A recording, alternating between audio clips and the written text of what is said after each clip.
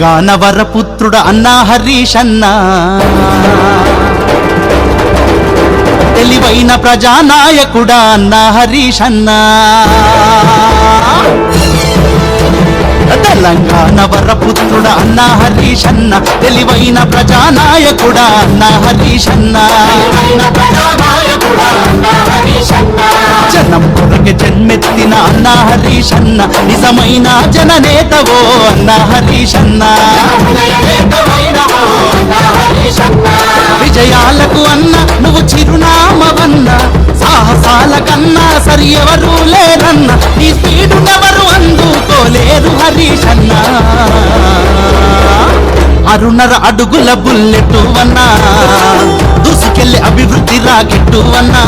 చెల్లో